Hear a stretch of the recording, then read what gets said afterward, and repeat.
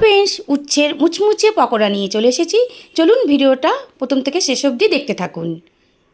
প্রথমে আমি উচ্ছেগুলোকে দানা ফেলে দিয়ে রিং রিং করে কেটে নিয়েছি। এবারে এগুলোকে আমি একটু গরম জলে ভাবিয়ে নেব।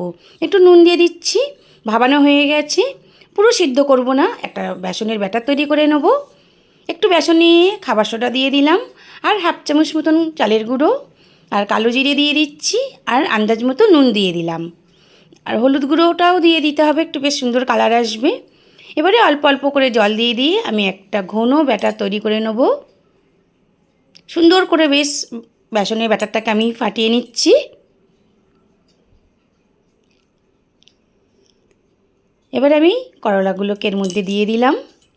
কড়াই তেল দিয়ে দিয়েছি। ঠিক এইভাবে মধ্যিখানে বেশ রিং রিং থাকবে। যারা যারা উচ্ছে খেতে নাও ভালোবাসে, তিতো, এইভাবে পকোড়া বানিয়ে খেলে খুব ভালো লাগবে। একদম মুচমুচে, একটুও তিতো মনে হবে না, এবং খেতে দারুণ টেস্ট।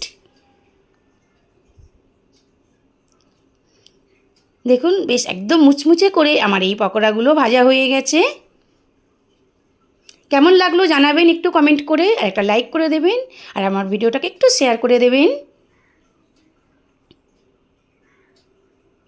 খুব সুন্দর উচ্ছের মুচমুচে পকোড়া রেডি হয়ে গেছে। কে খাবে চলে এসো। টাটা।